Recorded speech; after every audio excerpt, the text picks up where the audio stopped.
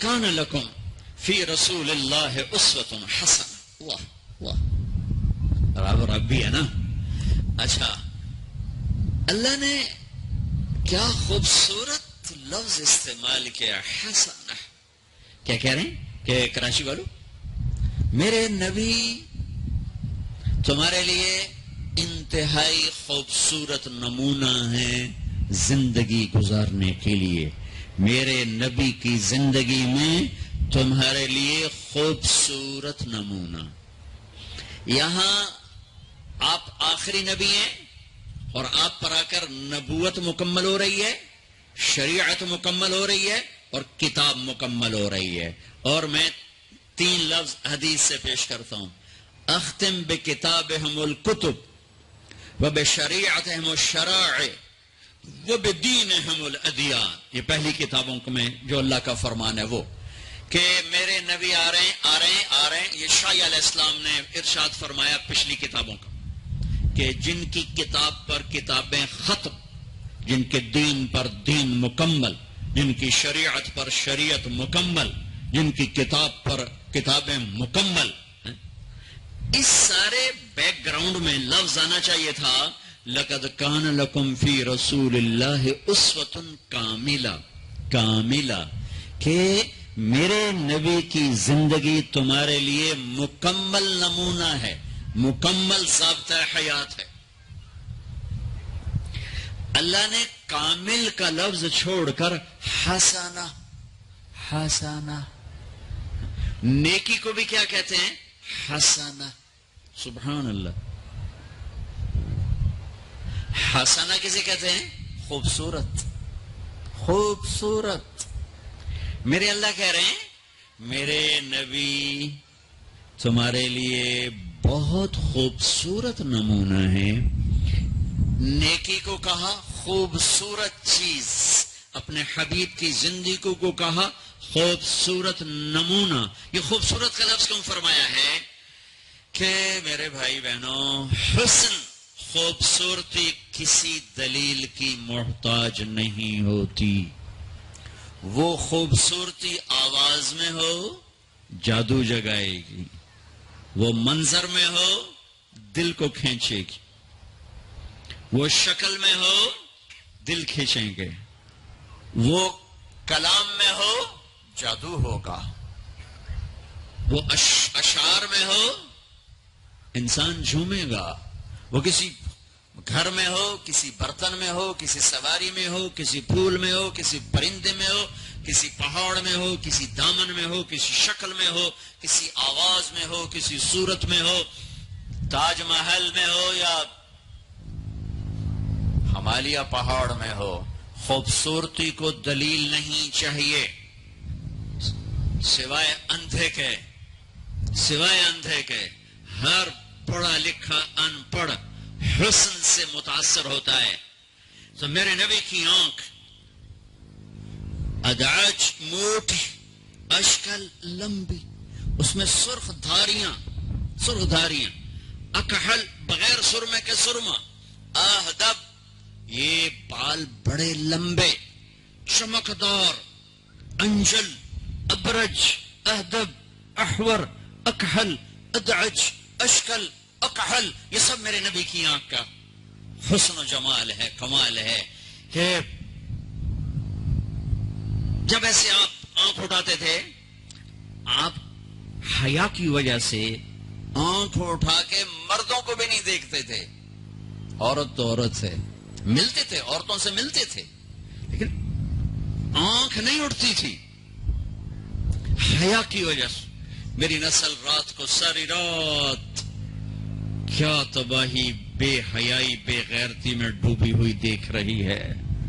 ہمیں مارنے کے لیے ایٹم بم نہیں چاہیے، ہماری بے حیائی ہمیں لے ڈوبے گی اگر توبہ نہ کی. آپ یوں دیکھتے تھے. یہ آپ کے دیکھنے کا میں نہیں کر لفظ کا ترجمہ کر رہا ہوں. جلو نظر الملاحظہ، اس لفظ کا آپ دیکھتے تھے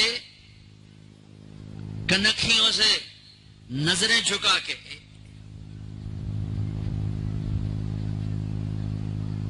ان کناروں سے دیکھتے تھے. کبھی کبھی آپ آنکھ اٹھاتے تھے ایسے, تو جب آپ آنکھ اٹھاتے تھے نا تو پھر تمام صحابہ, ایسا نور ہوتا تھا, سارے صحابہ یوں ہو جاتے تھے, ایک آنکھ آپ کے چہرے پر نہیں پڑتی تھی, سب ایسے ہو جاتے تھے. صرف دو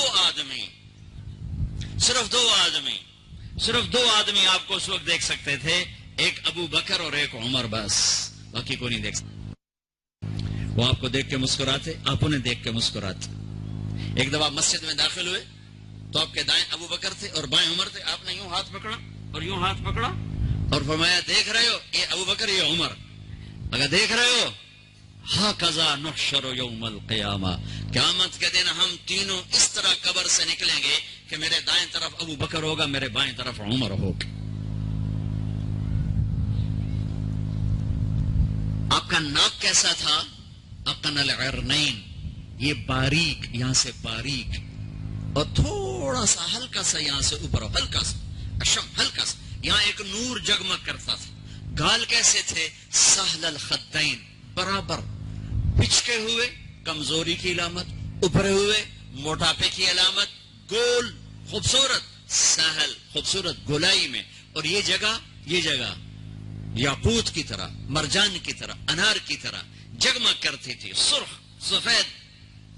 ہونٹ کیسے تھے؟ غلیع الفم, چوڑا منہ, تراشے ہوئے ہونٹ, خوبصورت. جب وہ کھلتے تھے اس میں سے دانت چمکتے باہر آتے تھے مسکراتے ہوئے, تو کیا ہوتا تھا؟ براق الثنایا. آہا, جب آپ مسکراتے تھے تو دانتوں سے نور نکل کے دیواروں پہ پڑتا تھا, ایسے ایسے. جیسے یہ ٹوتھ پیسٹ والے نہیں, انہوں نے وہ مصنوعی چٹا رنگ کر کے دنداں دکھایا ہوں, مصنوعی رنگ. او ہے میرے نبی کو میرے رب نے کیا دان دیے تھے, جب وہ مسکراتے دانتوں کا نور دیواروں پہ پڑتا تھا. گولائی میں داڑھی. کنگھی کا سلیقہ کیا تھا؟ کنگھی فرماتے تھے کبھی مانگ نکالتے تھے, کبھی بغیر مانگ نکالے بالوں کو پیچھے لے جاتے تھے. اچھا مولوی صاحب کیا, ہاں بھائی پترا فلانے دی دھی تے اے اودا نا تے اے اودا پیو تے اتنا مار میں تینوں دتی تو قبول کیتی. آخنے کا جی آن دیو. تو اس کے بھائی نے اس کو کون نہیں ماری, کہنا جی جان دیو.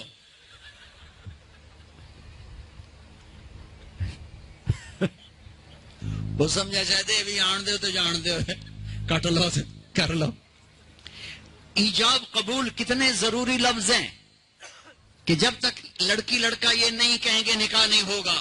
یہ ماں باپ کا حق ہے, یہ بچوں کا حق ہے. تو آج ماں باپ کیوں ظلم کرتے ہیں کہ زبردستی اپنی مرضی کی شادی مسلط کرتے ہیں. اللہ کرے ہماری اولاد ہماری مرضی پہ شادی کرے.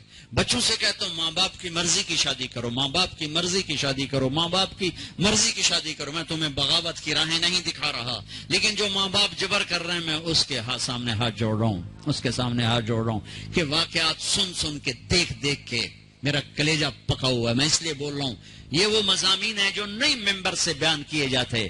میں بول رہا ہوں کہ یہ میرے معاشرے کی دکھتی ہوئی رگیں ہیں. جہاں نیکی دیکھو وہاں رشتہ دے دو, چاہے خاندان. ہاں خاندان میں کو ترجیح دو, خاندان کو ترجیح دو, کوئی شک نہیں. لیکن اگر خاندان میں جوڑ نہیں, باہر تلاش کرو. ہمارے جی ہم بچی والے, ہم کیسے جائیں؟ بچی والے نہیں جا سکتے. یہ تو ہندوستان کی ہندی ثقافت ہے. میری بیٹی جوان ہے, میرے ذمہ میں اپنی بیٹی کا رشتہ تلاش کروں. میں جا کر کہوں بھئی میری بچی جوان ہے, اگر آپ کو مناسب لگے تو آپ ہمارا پیغام قبول کر لیں. لیکن ہم اپنی بچیوں کو بوڑھا کر دیتے ہیں, کوئی رشتہ آئے تو کریں, کوئی رشتہ آئے تو کریں. پھر ایک یہ رشتے کرانے والیوں کا چکر ہے, اس نے کتنے گھر تباہ کر دیے ہیں. تو ماں باپ سے کہتا ہوں رائے لو, اولاد سے کہتا ہوں ماں باپ کے خلاف نہ جاؤ, نہ جاؤ, نہ جاؤ, نہ جاؤ. برکت کیا, دین سارا ہاتھ سے نکل جائے گا. لیکن سن لو میرے نبی کی زندگی اور بات اور سنت اور سیرت اور شریعت. فاطمہ علی کا رشتہ آیا ہے, کر دوں.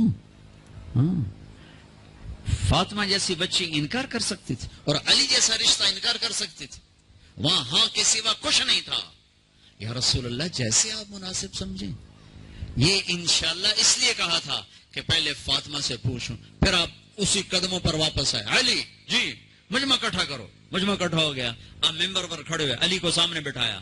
کہا لوگو جبریل اللہ کا پیغام لائیں کہ میں اپنی بیٹی فاطمہ علی کے نکاح میں دے دوں. اور علی خطبہ پڑھنے کے بعد میں نے 400 درم پر اپنی بچی کو تیرے فاطمہ بنت محمد کو تیرے نکاح میں دیا. تو نے قبول کیا؟ ویسے سامنے بیٹھے دیکھا جی قبول کیا اور سجدے میں سر رکھ دیا. پھر جب رخصتی ہوئی تو آپ نے بلوایا. ایک اور بات چلی, بچی کو خود گھر چھوڑ کے آؤ سسرا. یہ کیسے احمق لوگ, یہ کہاں کی باتیں کرتے ہیں؟ فطرت کے خلاف. دین تو دین ہے, فطرت کے خلاف کہ بچی کو خامند کو سسرال کے گھر چھوڑ کے آ جاؤ. اس کے حقدار تو میرے نبی کی بیٹیاں تھیں. آپ نے علی کو بلایا, کہا اپنی امانت لے کے جاؤ.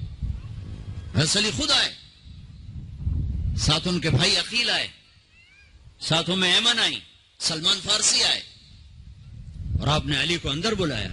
فاطمہ کو دلہن بنایا گیا. عائشہ, ام سلمہ, حفصہ رضی اللہ عنہن نے دلہن بنایا. پھر آپ نے فاطمہ کا ہاتھ پکڑ کے علی کے ہاتھ میں دیا, کہا علی نبی کی بیٹی مبارک ہو.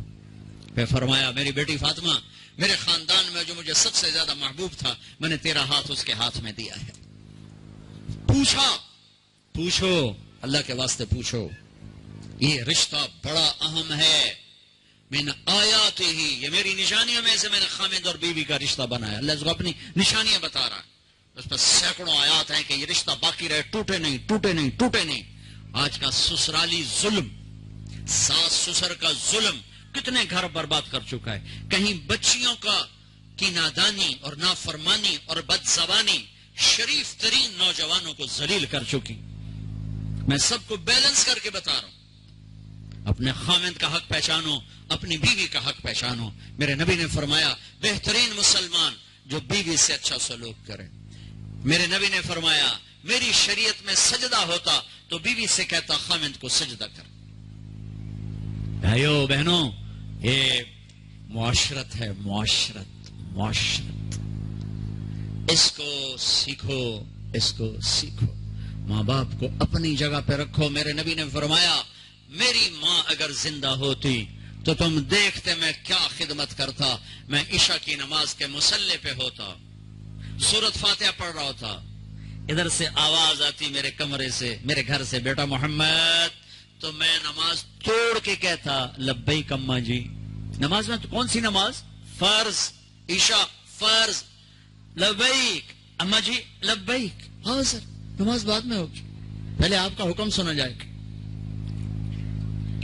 باپ تیری جنت کا دروازہ ہے, جنت تیری ماں کے قدموں تلے ہے. آپ نے فرمایا سب لوگ جنت میں جائیں گے, اویس بھی جائے گا. اویس کرنی. جب جنت کے دروازے پر پہنچیں گے تو اللہ کہیں گے باقی چلے جائیں, اویس کو روک لو. اویس کرنی گھبرا جائیں گے کہ یا اللہ ابو ہوتے آ کے بریکاں کیوں لگ گئی ہیں, خیر ہے. تو اللہ تعالیٰ فرمائیں گے پیچھے دیکھو. ویسے دیکھیں گے تو جہنمی کھڑے ہوں گے, جہنمی.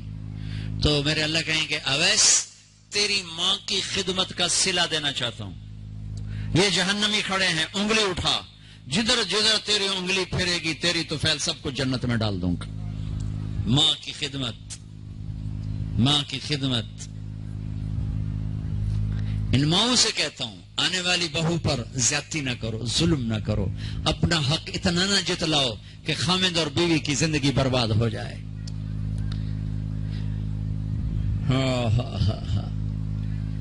اور سنو, آپ نے حضرت عمر سے کہا عمر تیرے زمانے میں ایک شخص آئے گا اویس بن عامر من مراد من قرن. اویس بن عامر مراد قبیلہ اور قرن اس کی شاخ ہوگی. یمن سے آئے گا, رنگ کا کالا, قد کا درمیانہ. اسے پھل بیری برس کی بیماری ہوئی تھی, اب ٹھیک ہو گیا ہے, ایک سفید نشان باقی ہے. جب وہ آئے تو اس سے تم نے اور علی نے دعا کرا. تم نے اور علی نے, علی اور عمر, تم نے اس اویس سے دعا کرانی ہے. یا رسول اللہ ہے وہ کیوں؟ کہ اس لیے کہ اس نے ماں کو راضی کر کے وہ مقام پایا ہے جب ہاتھ اٹھاتا ہے تو اللہ اس کے ہاتھ خالی نہیں لوٹاتا.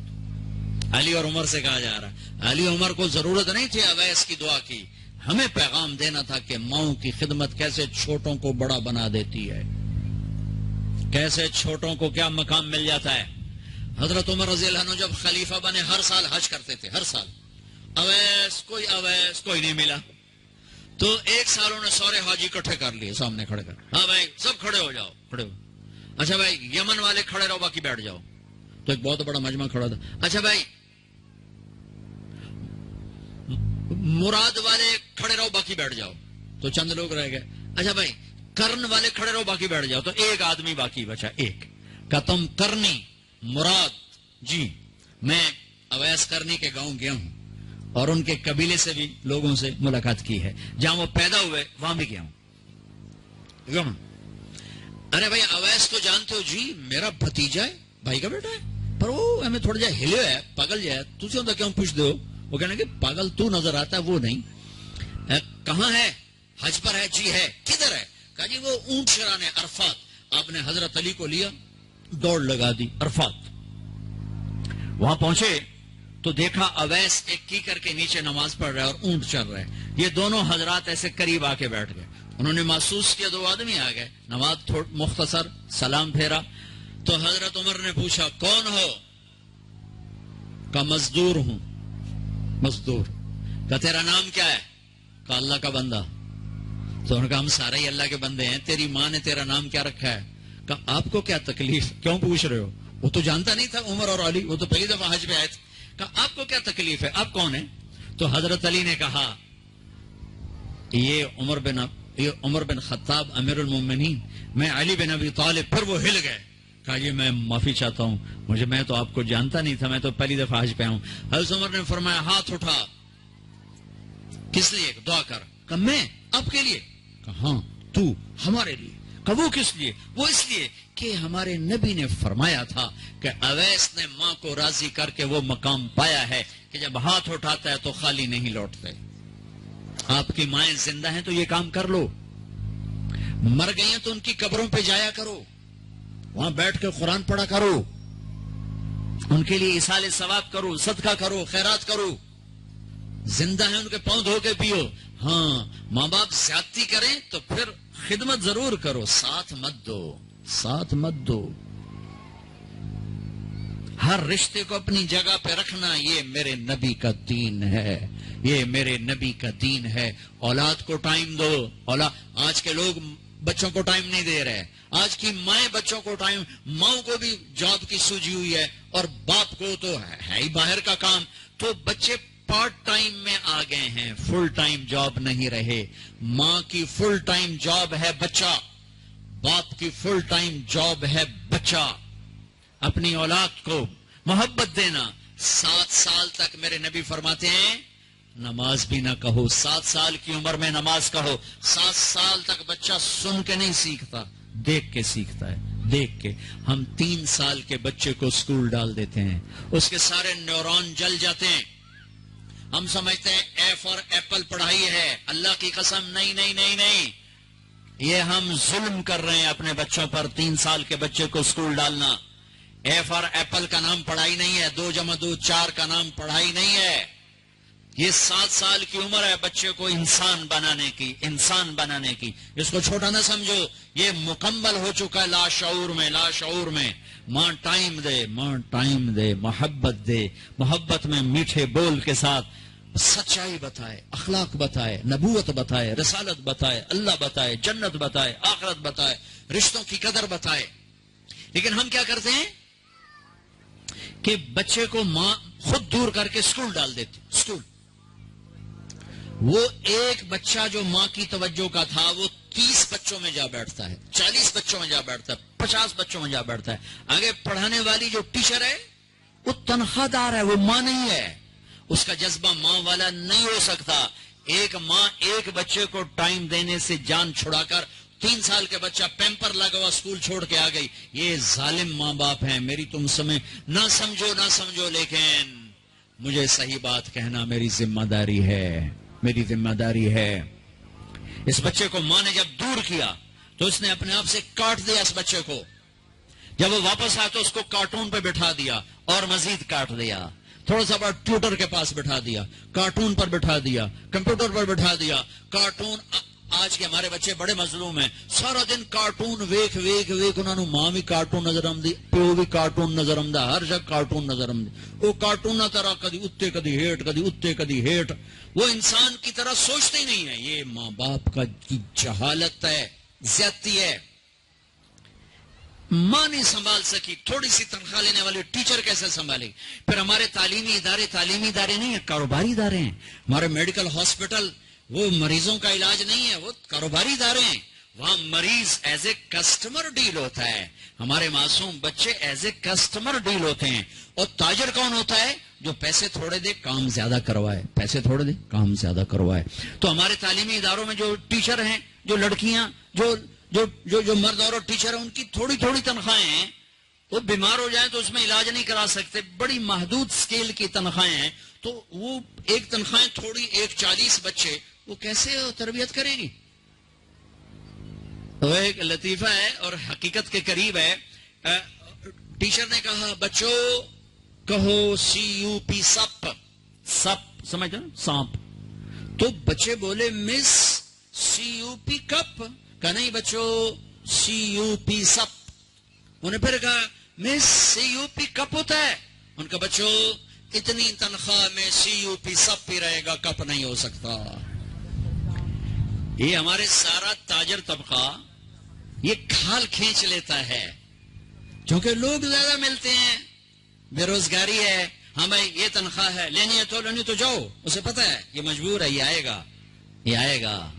اوپر اللہ بھی دیکھ رہا ہے، ستا ہوا کو جاگتا پہ ہے. میرے نبی نے فرمایا جس نے مزدور سے کام لیا اور اسے مزدوری پوری نہ دی تو قیامت کے دن اس مزدور کا وکیل میں ہوں گا، مقدمہ جت کے دکھاوے جو ہوں. تو ایک ماں 4 بچے نہیں سنبھالتی، وہ ایک ٹیچر سے 40 بچے کے کہتی ہے میرے بچے سنبھالو. کیسے؟ ماں بنو، باپ بنو، ٹائم دو. یہ میں نے کہا تو ان کے سروں پر بیٹھ جاؤ، جتنا ٹائم دو محبت سے. ٹیلی فون آف کر دو. اس موبائل نے لائف کوالٹی کو تباہ کر دیا ہے. ٹوائلٹ کے اندر بیٹھ کے بے وقوف سودے کر رہے تھے، مال چکا دیا جائے، گھڑی چلی گئی ہے. اب ٹوائلٹ کے اندر ٹوائلٹ کے بے وقوف وہ کام کر جو کرنے آیا ہے. سودے کر رہے ہوتے ہیں ٹوائلٹ کے اندر.